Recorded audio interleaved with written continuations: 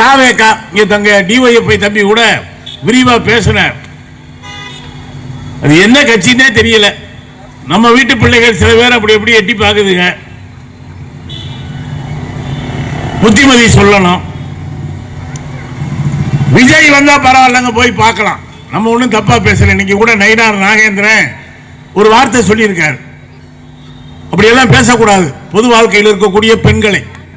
எங்க கட்சியினுடைய தலைவர் மரியாதைக்குரிய தோழர் வாசுகி அவர்கள் கூட நயினார் நாகேந்திரனுக்கு கண்டனம் தெரிவிச்சிருக்காங்க.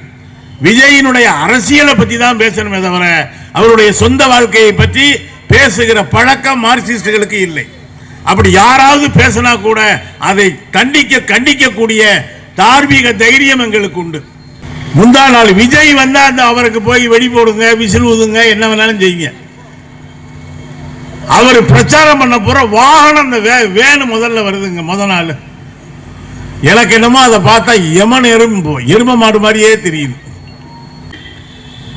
அந்த வாகனத்துக்கு வெடி போட்டு விசில் ஊதுறாங்க. முத நாளே வாகனம் வந்துருச்சு. அடுத்த நாள் இவர் வர்றார், வந்து சொல்றாரு எல்லாரும் ஏற்கனவே ஆரம்பிச்ச கட்சியில தலைவரா இருக்காங்க, என்ன மாதிரி தனியா கட்சி ஆரம்பிச்சு 1% ஓட்டு வாங்குற தில்லு உங்களுக்கு இருக்கா? அவரே முடிவு பண்ணிட்டார் 1%க்கு மேல இந்த கட்சி தேராதுன்னு.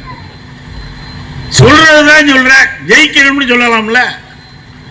1% ஓட்டு வாங்குற தில்லு எந்த கட்சிக்காவது இருக்கா? எனக்கு தெரிஞ்சுங்க, கட்சிக்கே கால் சீட் கொடுக்கிற ஒரே தலைவர் அவர் தான். அப்புறம் கடைசியா கோட்டையை பிடிக்கிறேன்னு எந்த கோட்டையை பிடிக்கிறேன்னு பார்த்தா கடைசியா இந்த இத்து போன செங்கோட்டையை பிடிச்சிருக்காங்க. செங்கோட்டையனை அவர் இங்க போனாரு, அங்க போனாரு. அவ்வளவு பெரிய சீனியர்.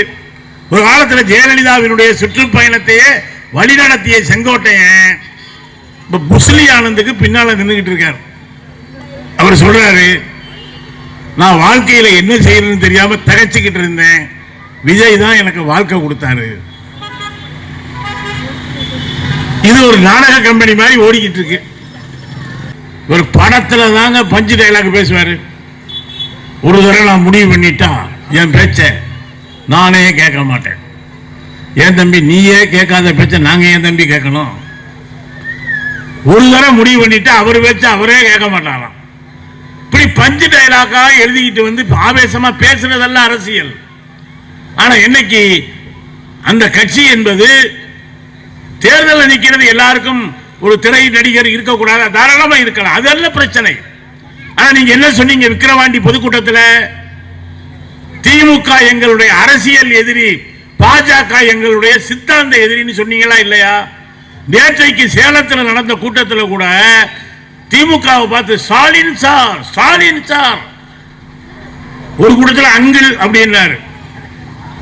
எல்லாரும் திட்ட உடனே ஸ்டாலின் சார், முதல்வர் சார் அப்படிங்கிறீங்களே, சாருங்கிறீங்களே, ஏன் இந்த பிஜேபி கொண்டு வந்த எஸ்ஐ யாரை பத்தி ஒரு வார்த்தை பேசலாம்ல? ஒன்றிய பட்ஜெட்ல இந்தியாவுக்கு எதிராக இவ்வளவு வஞ்சகத்தை மோடி செய்கிறாரே, ஒரு வார்த்தை பேசியிருக்கலாம்ல? ஏன் எழுதி கொடுத்தவர் எழுதி தரலையா? அரசியல் எதிரி மட்டும்தான் முக்கியமா? உங்களுடைய சித்தாந்த எதிரி முக்கியம் இல்லையா என்கிற கேள்வியை நாம் எழுப்ப வேண்டியிருக்கிறோம்.